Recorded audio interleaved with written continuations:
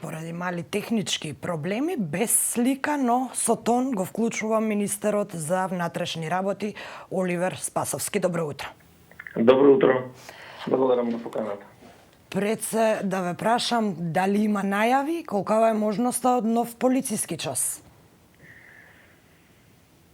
Сега во моментот имавме седница на главниот кризен штаб. На тие седници ги анализираме препораките кои ќе ги добиваме од страна на Комисијата за заразни болести. Се уште немаме нови препораки кои што би значиле уште порестриктивни мерки. Меѓутоа, ништо не се исклучува во услови кога имате вака рапиден број на ширењето на вирусот COVID-19. Така да, знаете дека и до сега сите одлуки се носе на основа на препораките кои што ги добиваме од Комисијата за заразни болести и на основа на тоа се носат одлуките и на главниот штаб и на владата, така да очекуваме ако има било каква потреба, мислење од страна на Комисијата, препорака во зголемувањето на рестриктивните мерки, тоа да го разгледаме на некој од наредните седмици. Изминативе денови забележително е огромно присуство на полицијата низ градските улици. Во мојата општина, например, во одредени денови на секој 50 на метри има по една полициска екипа.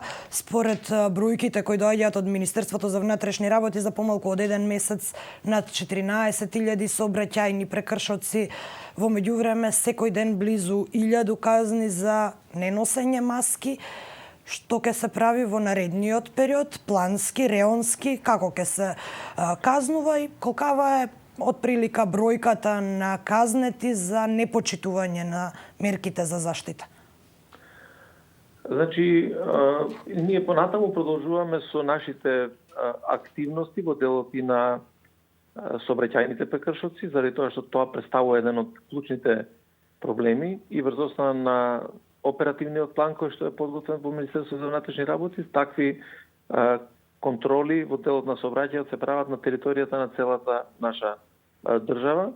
Посебно се таргетираат одредени општини врз основа на планот на кој што заеднички настапуваат колеги од повеќе градови заедно со така наречена републичка сообраќајна полиција. Се со цел да се намали хаосот кој што е присутен во делот на сообраќајот, меѓутоа и да се влие позитивно и на кревањето на јавната свест во делот на сообраќајот. Имаме зголемени контроли, тие контроли ги продолжат и понатаму. Вие самите рековте дека некаде над 14.000 прекршочни казни се констатирани во контролите во сите градови на територијата на Република Северна Македонија и со тоа ќе продолжиме и понатаму. Секако дека активностите паралелно одат и во делот на носењето на заштитни маски, односно заштитна опрема. Скоро двојно е зголемен бројот на дневно ниво на прекршоци за лица кои што не ги почитуваат овие препораки, овие одлуки на владата.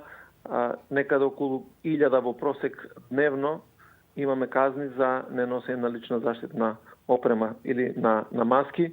Од самиот почеток имаме наистина огромен број на лица, значи од како е започната пандемијата, околу 20.000 лица сигурно се казнети само по основа на неносењето на лична заштитна опрема. Дел од медиумите излегоа со коментари дека го полните празниот буџет со казни, додека расте бројот на невработени. Каков е вашиот одговор на овие коментари? Дали казните имаат било каква поврзаност со празниот буџет или се работи за општата безбедност? Апсолутно, се ова што го правиме се работи за општата безбедност и ниту може да стане збор дека на овој начин ќе се полни буџетот. Вие знаете дека и врз основа на извештаите што се дадени од Министерството за финансии, дека буџетот во овој момент е во добра кондиција и така и се менаџира, како што и претходно имавме навистина одлуки кои што значеа консолидација во делот на буџетските средства, меѓутоа преку казнувањата апсолутно не е полнењето на буџетот. Напротив, сметаме дека ако прашате било кој граѓанин во државата, како еден од најсериозните проблеми ќе рече дека е сообраќајниот метеж, непочитувањето на сообраќајните правила, сообраќајните незгоди со смртни последици, сообраќајните незгоди во кои што имаме тешки телесни повреди. Заради тоа се направени опсежни планови за вршење на контрола во делот на сообраќајот. Ефектите се видливи, тие се статистички. Имавме намалување, значи до овој момент за повеќе од 7,5% на сообраќајни незгоди и на прекршоци од, да речеме, почетокот на септември. Така да, овие мерки даваат резултати, затоа тоа е основната функција на полицијата, да имаме и превентивни, меѓутоа и да имаме репресивни мерки во делот на контролите, и така ќе продолжиме понатаму. Тоа е за доброто на сите нас, за доброто и безбедноста на нашите граѓани. Господин Спасовски, постојано се предлагаат и носат нови мерки за заштита од коронавирусот. За утре е закажана седница за која што ќе треба да се донесат неколку измени, но во врска со овие измени кои веќе се во јавноста како предлози, граѓаните имаат бројни дилеми за тоа дали полицијата може или не може, дали смее или не смее да постапува.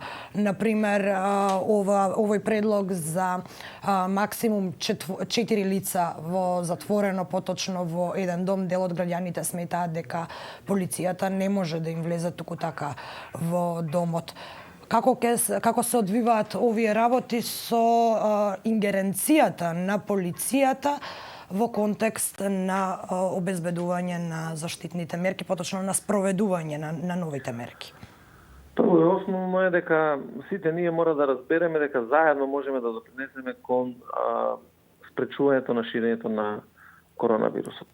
И колку тој ќе се шири, колку ќе биде експанзијата на инфекцијата, ќе зависи пред се од сите нас. Нема да зависи само од институциите, од одлуките на институциите, заради тоа што ако погледнете и во изминатиот период, тогаш кога имавме рестриктивни мерки, кога сите заедно почитувавме, допринесувавме во делот на спречувањето на ширењето, имавме и помал број на случаи. Така да, првата и основна работа е дека секој граѓанин мора да се стави во функција на заштита на јавното здравје. Секој граѓанин мора да биде на ниво на одговорност, и тоа е, затоа се сите апели и сите повици од страна на надлежните државни институции, од Министерството за здравство, од Комисијата за заразни болести во делот на почитување. Сега, нормално дека мора да се донесат одредени одлуки кои што мора да ги спроведеме и за кои што треба да имаме сериозна контрола. Секако дека јас кажав и претходно, ние во ниту еден момент не смееме, и тоа нема да го правиме, да се нарушува правото на домот, правото на неприкосновеното приватно право. Меѓутоа, контроли дека може да се прават, да, значи овде не станува збор само за влегување во домовите, туку за контрола на собственикот. Тоа е можно, тоа може да се прави по пријава, тоа може да се прави по допрен глас. Полицијата едноставно да отиде на лице место, таму каде што се случуваат поголеми собири, и да побара од собственикот да се легитимира и притоа да се изврши контрола за тоа дали има вистина во наводите или нема. Така да постојат механизми кои што се правно издржани, механизми кои што можат да допринесат за подобрување на оваа здравствена состојба. Така да сите институции, сите инспекцијски органи мора да бидат на висина на својата задача во делот на спроведувањето на одлуките. Во тој контекст мора да ве прашам и за последните настани, поточно за она тажна вест која се случи починувањето на Амди Бајрам. На погребот имаше навистина голема поворка, а посмртно испадна дека е позитивен на коронавирус. Весниците веќе пишуваат дека присутните таму не соработуваат со центрите за јавно здравје, дали полицијата ќе постапува? Во однос на соработката со центрите за јавно здравје, тоа што треба да се направи од епидемиолошки аспект го работат во Министерството за здравство, доколку има било каква потреба ние да асистираме, да превземеме одредени чекори како Министерство, тоа ќе го направиме секако по барање на Министерството за здравство или поварењето на центрите за јавно здравје. Но тука видовме, имаше фотографии во медиумите. Полицијата велите дека нема да постапува се додека не побара Центарот за јавно здравје?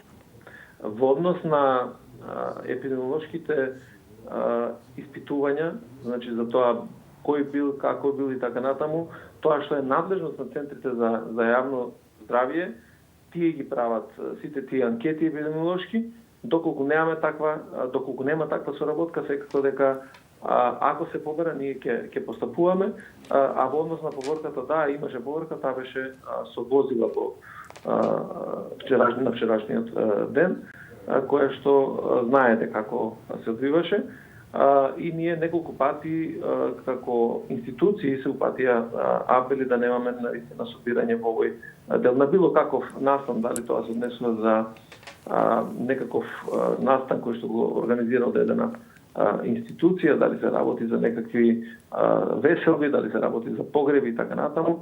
Затоа реков, сите заедно најдобро можеме да си допринесеме за спречувањето на ширењето на коронавирус. Дали се уште се проверуваат лицата кои се пратени во изолација? Ова го прашувам бидејќи како расте бројот на заболени, така расте и бројот на лица на кои им е потребно тестирање, а пред тоа тестирање одат во самоизолација, но од друга страна ги имаме и оние изолирани кои се веќе позитивни на вирусот. Сите познаваме по неколкумина такви, па токму од нив доаѓа и коментарот дека во текот на изолацијата може би само еднаш им дошла полицијата. Дали се уште се проверуваат лицата кои се во самоизолација? Да, значи се проверуваат лицата кои што се во изолација. Моментално има некаде околу 7800 лица кои што се во изолација. Ние на дневно ниво ги добиваме информациите од Министерството за здравство, односно од Државниот санитарен и здравствен инспекторат, и на основа на тоа се прават контроли од страна на полициските службеници на лица кои што се во изолација. Надвор од корона темите, кога сме кај санкционирањето и кај казните, она што е генерален заклучок на возачите, па и на учесниците во сообраќајот, е дека не се санкционираат пешаците за поминување на црвено. Партизанска и Линденска, па дури и предградска болница, на вистина не се почитува ниту едно сообраќајно правило од страна на пешаците. Ке почне ли полицијата да казнува и пешаци за непочитување на црвеното светло, онака како што ги казнува и возачите? Да, и во моментот имаме изакување на такви санкции прекршосни, без разлика за кој учесник во сообраќајот станува збор. Секако дека поголем број е на прекршоци на возачите, заради тоа што се прават и обсежни контроли во тој дел на сообраќајот, меѓутоа и во рамките на таквите контроли секаде кај што се забележува непочитување на сообраќајните правила и прописи од пешаците се изрекуваат и вакви казни. Господин Спасовски, благодарам што одвоивте време да се вклучите во овој утрински брифинг. Прв за оваа сезона. За жал, поради технички проблеми не успеавме и со видео, но во наредните денови или недели ќе ни гостувате овде во студиото. Ви благодарам уште еднаш за одвоеното време. Јас ви благодарам навистина на можноста да поразговараме, кога и да ќе има потреба, јас стојам на располагање да разговараме со јавноста за многу теми. Имаме многу политички акции во спречувањето на шверцот со дрога и така натаму, така да има теми на кои што можеме да поразговараме. Така, полицијата ќе остане во фокусот и во ова корона криза со оглед на фактот дека се важен фактор за спроведување на мерките за заштита, па и за контролирање на сите оние кои се несовесни, кои го загрозуваат туѓото здравје. Секако, освен корона кризата, освен мерките и казните, полицијата со министерот за внатрешни работи има и други теми за разговор, како што веќе кажа во некои од наредните изданија на утрински брифинг, ќе го видиме и овде во студиото.